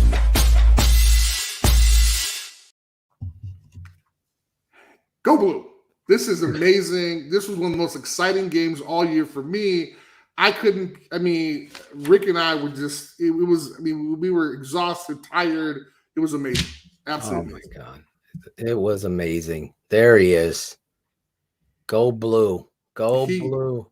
After 8 years and 5 with him of not being able to beat Ohio State, and it wasn't by a field goal. It was decisively. He beat them, and they destroyed Michigan State. And people are like, "Whoa, but Michigan State beat Michigan." But okay, again, same point comes into play. It's Ohio State beat the crap out of Michigan's growing. That's what a good coach does. They build and learn from their mistakes and letdowns. How do you respond? That's the great coaches. That's where you establish national championship quality. It's a time. And what did he do? He took a pay cut. He took a pay cut. That's why I think if Notre Dame or Chicago Bears, please go bump in the night. Get the right guy. I mean, listen, I said it last week, well before he won this game. He's been my number one guy for years because I know what a great football coach Jim Harbaugh is. And Michigan fans might not, because they could be let down because of the letdown. They don't see the big picture, but Jim Harbaugh is a maniac and does everything in his power to win and win consistently. He hadn't recruited great quarterback play. It was a shock to me that the quarterbacks that were there, that he couldn't get and finally he got some stability there in that defense. Oh my God. I was living and dying watching that, driving through the mountains in New Hampshire. I was dying because it was just, and he's back to Pep, and it would freeze. And then all of a sudden they're kicking extra point. And I'm like, oh my God, I had to watch it all on tape. And when I got to the hotel later that night, just to watch, because I wanted to watch the game anyway, I knew the result. But it was such a great game. Talk about pride and emotion and rivalry. It was so fun to watch that game to me. And it was great because it was a beatdown. It wasn't. Yeah. It wasn't like 56-0, 56-7 or whatever, but it was a decisive win. It wasn't by a field goal. It wasn't. I mean, they actually went out there, had a game plan, knocking guys over, playing big on big. It was a great, great game. I've let a lot of comments go, so I'm trying to catch up on your comments to see if there's any. But what an amazing game, and congratulations to all. I mean, listen, a rivalry is a rivalry. I hate when people say it's not. How much is it? Is it a rival? Brady, your former quarterback, Brady. What's his name? Brady. What was his name? Quarterback. Played for the Browns first round. Quinn. Brady Quinn. Yeah. Brady Quinn. Is it really a rivalry? Does they have a Brady?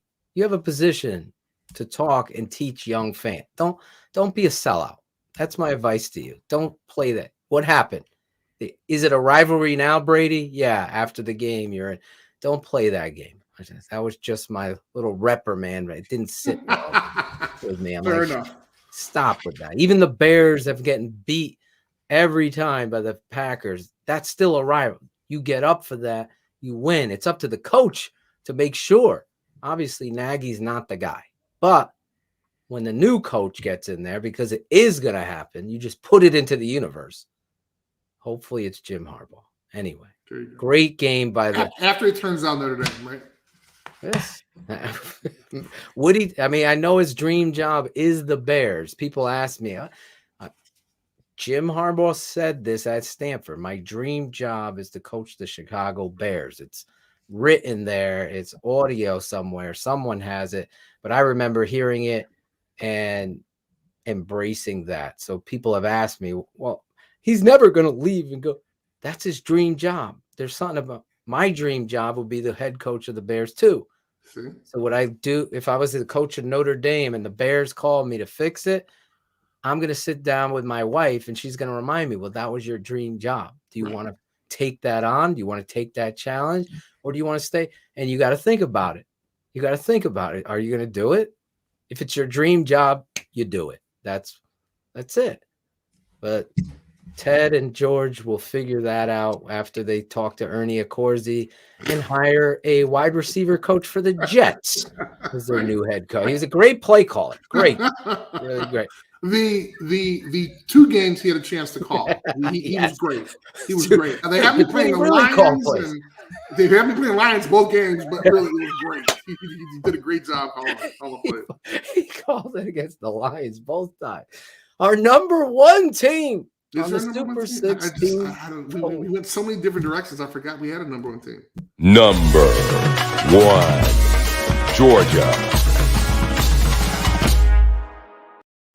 45-0 against Georgia Tech. This is the team that I do have one comment though. Yes. the defense only allowed an average of 7 points per game. That is terrifying. Terrifying. 7 points a game. They played 12 games. That's insane. They only allowed 83 points, but it's absolutely crazy. Has there ever been a defense that's done that? Maybe in the 40s when they weren't like throwing passes or something like that. I mean, that's a great point, Chris. I mean, in the modern day college football game, 7 points a game. I don't think people realize how. And that's that. Hold on, let me jump my computer for a second, which I haven't been able to do. But I'm sure you're getting texts up. My phone's blowing up. I'm trying not to look at it because exactly. The thing though is Georgia had 1, 2, 4 shutouts. 5 shutouts. 4 shutouts. 4 shutouts. And then 3 shutouts. And then some games they only allowed field goals. And they're putting people in. Second stringers. JV players are coming in still playing hard. Which is why they can play so well, because their second and third team guys got so much great experience this year that when they go in, they got the confidence. They're like, hey man, let's roll. And there's not a huge significant drop from the first team guys. Now, do we have top 5 games this week? We do, and then we'll be very quick with them. But I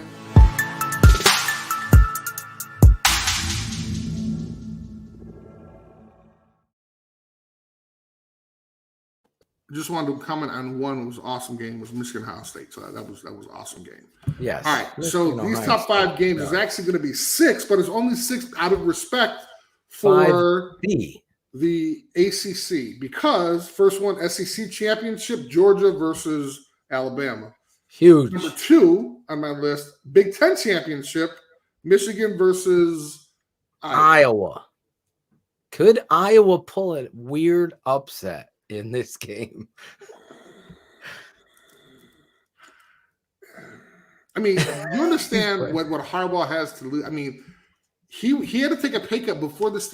He has a chance. That is such a slap to compete for the national championship. Do you think he's going to let let Iowa get in the way? He has a chance to go back to the AD and say, and all of his naysayers, and say, Notre Dame and Chicago as leverage. That's what I would like. Pay me. Right. You want me here? What happened? I took a pay. Like that to me was a slap in his face. I'm just saying. Or if I'm an AD at Michigan, I'm blowing up Jim's phone. You better get over there tonight. Let's talk. Hey man, where you at? Where you at? Hit me up. Where you at? Yeah, exactly. I'll do a 360 search on him or something like that. All right. Number 3, the Big 12 championship, we have Baylor and Oklahoma State. Yes. My 4th one, because it's you got Oklahoma State winning that, correct? I do, because I absolutely do, because it's just going to throw a monkey wrench in what the CFP is going to do, which we'll find out tomorrow. The College Football Playoff Committee, what they're going to do tomorrow with. I'm not going to talk about with this whole Notre Dame thing, but with with Oklahoma State going into the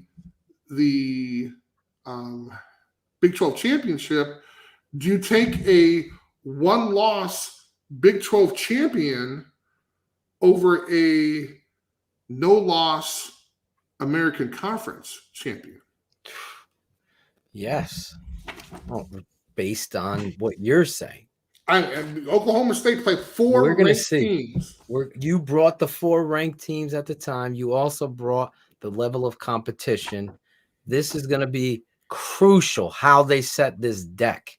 Well, obviously this tomorrow when the other poll, not this one. Yeah, the other really important poll. Yeah, when they come out with their list, I want to see how they line up Michigan and Cincinnati. Absolutely. That's how I want to see how they set this deck, because obviously Brian Kelly and the news tonight, if you're just checking in, Chris Zorich, you're going to have to go back and listen as he reacts live to this, what he thought I was bamboozling him. Yes. And Shane Marsaw given us the updates. We got another update for you here. Okay. But let's finish this off. Okay. Let's finish this off. I was waiting to break in. Top 5 shows. We'll finish off with your thoughts on Brian Kelly again. For final thoughts of the show, we'll have to end on that, Chris. You'll have to switch up your script here. Fair enough. I know we've talked about it a lot. It's been the whole through the whole show off tonight for good reason. I mean, this is a shock to the world, let alone the former 3-time All-American, the Irish world. Yes, exactly. The Notre Dame followers. This is not who Notre Dame is. This is not the way Notre Dame does business. Exactly. And I guarantee you, he surprised a shit ton of people because they all thought he was this great stand-up coach. Exactly. And now he leaves in the middle of the night when, by the way, his team has a chance. He has a chance to go on to the national championship. Now, I talked to Chris about this earlier. This is what he said back in September. It's on the script. I thought it was going to be a great quote. You dived in the script. The annals of it's on the script. Super 16. Yeah, it wasn't Brian Kelly's script, but it is here. What's your last big game for this weekend? It's here. So I talked about the American because it has such a factor into the Final Four.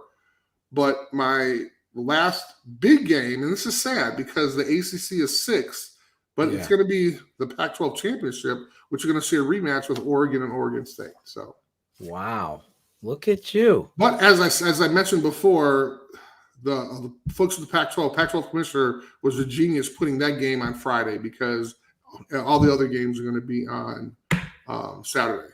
I like that. There you go, Rick. You're a genius, Rick, and not only because you're my best friend. I thought I was your best friend. Oh, yeah, it's only been 16 weeks, so I like I got to meet Rick because we like the same music. I like how Rick throws down. He's truthful. I wonder how he feels about Jim Harbaugh's pay cut now. Oh, that's gonna be in the wind, trickling. Oh, absolutely, absolutely. And he has the milk crates to prove his music ability too. The milk crates. I got to hear a little "Ain't No Half Steppin'" from Big Daddy Kane tonight. Listen, Chris Zorich, every week he does his final thoughts. But every week on this show, the Super 16 Poll Show with Chris Zorich every Monday night here, 8 o'clock. We're going to be breaking down the bowls. We're going to be breaking down what happens after this weekend with all the championship, rivalry week, and championship week. College football never lets you down. Neither will we. I love this guy. I love this show. I love the transparency. And there is no bias here when it comes to Chris. Just like the song says, no bias with Chris. There you go. But here it is, Chris. I want your final thoughts. But before you do that, here's a breaking Erica Sagdagi. She's also blue check mark. I don't know. Everybody gets a blue check mark, I guess, on Twitter. But she's a college football analyst. She writes, and Trey Wingo is retweeting this. Okay. Notre Dame has targeted Cardinals head coach Cliff Kingsbury as one of the potential replacements for Brian Kelly, league sources tell ESPN. Kingsbury has 1 year remaining on his contract as they are driving deep into left field by Castellanos, and that'll be a home run. I don't know what that means, but I don't know. Castellanos? What is that? Do you know what that is? I have no idea. Don't, but I'm not. Is that who you need right now? I mean, is that who you? Chris, thank you. Are we going to Cliff Kingsbury to save Notre Dame here? I mean, he's not in my top 10. Well, no, but where did he come? Was he at Texas Tech? Where did he come from? Texas Tech. Then wasn't he at? Let me look him up. I don't want to mistake. I thought he was at Oklahoma for a second. Cliff Kingsbury, right? Head coach. No, he played at Texas Tech. Where is he? Head coach, Arizona Cardinals. Wikipedia. Please. Yeah. Where's our guy? He was a coaching career. Houston, Texas A&M, Texas Tech. Then he was coaching with the USC Trojans and now Arizona Cardinals. Okay. So that's the guy you're going after? Yeah. Former player for the Patriots, Saints, Broncos, Jets, the Cologne Centurions. Watch out. Buffalo Bills, the Montreal Alouettes with the leader himself, Mark Trestman, and the Winnipeg Blue Bombers. Well, at least he was a player. But, I mean, has he had success? Texas Tech, though. On the college level? I mean, what type of success on the college level? Okay, because you're talking about two different things. Does Cliff Kingsbury, does he want to convince 18-year-old kids that they need to come to school? Again, right? He did that. Right. A lot of folks don't like to do that. A lot of folks, when they get to the pros, they're there for life. And that's the reason why, because trying to convince an 18-year-old kid to come to your school is crazy. I love Rick. I'm just going to lay back to this nice mellow beat. See? It's 88. See? Set him straight. Ain't no half stepping. Word. See? You ready? I'm ready. Rap a step to me. They want to get some. But they know Chris Zorich, so they know the outcome. Look at that. Freestyling. All right, here. Rick on. We need to have Rick on in the back as our DJ. I wish they wouldn't give us these freaking music claims all the time. Yeah. YouTube and all of Facebook will shut you down if there's music in the background. Right, exactly. I got a copyright claim. I'm trying to figure it out. It's Fire Nagy chant. Fire Nagy. Nope. It was a beat in the background on the loudspeaker. No, really? I swear to God, on Thanksgiving Day. Remember the video when he's walking and none of the players even respond? 30 players go by. No one even shakes his hand. Well, the beat forced a copyright claim. Yeah, it says you have a copyright claim. I go, for what? I look at the video. It's because in the stadium they were playing a beat. I go, this is how sensitive we are in this world. We can't figure this out. Come on. We're promoting the music. There we go. Are we going to next? They're going to go to weddings. Wait, did you pay to play Big Daddy Kane? Billy Joel needs his piano man. Royalties from that. We'll get some royalties. Anyway, final thoughts. It's been a huge night here. I know I got to bounce, but yes, you do. I think we owe it, though, to the fans. Real quick. Breaking news. Head coach Brian Kelly leaving Notre Dame for LSU. Apparently, it's a 10-year deal north of $100 million. I'm getting a text right now from my guy, the smartest man. So he's leaving for over $100 million. It's north of $100 million. So final thoughts. Give me one or 2 minutes. This is something that huge Notre Dame fans are really surprised about. A lot of folks had a lot of confidence in Brian Kelly. But at the end of the day, I'm sure he's thinking, hey, I'm a head coach and I want to win a national championship. And I've been here for 12 years. It's a challenge, unfortunately, that he could not fulfill. It's a challenge that the last national championship team was 1988, the team I was on. So that's bad in that respect. But when you think about what Notre Dame stands for, this is not who they thought Brian Kelly was, guaranteed. They don't think Brian Kelly had the character to leave in the middle of the night, not talk to his assistant coaches, as we heard. There was a quote from an assistant coach that he was blindsided. He walked out of a recruit's home, and then he just saw on his phone that Brian Kelly was leaving, but he didn't get a call from Brian Kelly. So what does that tell you about his staff, the respect he has for his staff? I'm just surprised because Notre Dame was supposed to recruit a different type of coach, and we all thought he was – on the back of their jersey it says graduating champions. So instead of winning national championships, at least we can brag and say that, hey, 99% of our guys graduate. Well, now he's going to a school that the graduation rate really doesn't matter in the SEC and at LSU. So that's kind of shocking. But, what we're finding out is that he's just like every other coach out there and wants to get paid and win some games. So he's going to have a $10-year, $100 million contract, and he'll have a chance to compete for national championships, which is what he wants to do, not what the Notre Dame family is all about. Amazing job tonight breaking down every week. Chris Zorich takes to the task like nobody else with no bias to bring his top 16.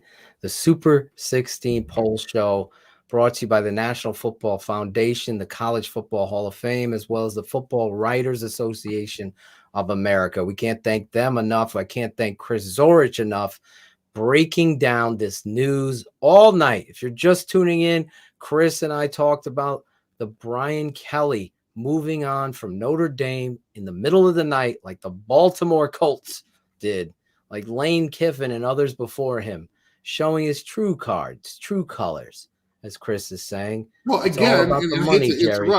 No. He did this with Cincinnati. He did the same thing. He did not coach the bowl game. He rolled, and that's unfair to these kids. It's unfair to the kids. It leaves a bad taste in your mouth.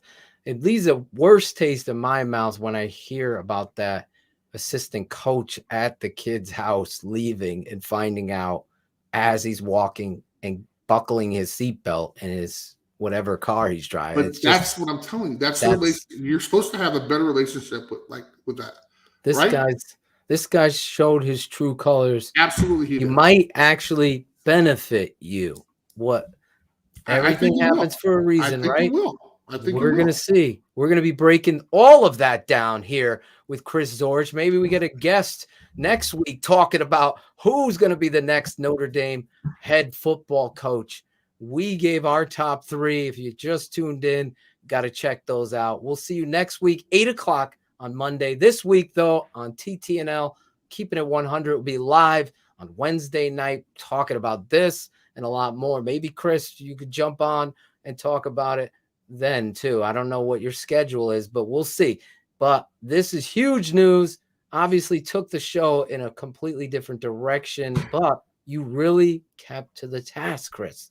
So proud of that. I gotta keep to my task as I'm getting text right now. But as a daddy, it's so crazy. Guys, we'll see you. Keeping It 100 and my TTNL Draft Dr. Phil's breakdown of Bears versus Lions will be out later this week. Shout out to my guy Bear Lissimo for cutting the tape and sending it to me. I'll be producing that. And we'll be back, obviously, BHL right after Bears versus Cardinals on Sunday. Phil, thanks again. Pardon me? Yeah, exactly. Yeah, exactly. He's coaching against the Bears on Sunday. You got to be focused. Really? We'll see you next week.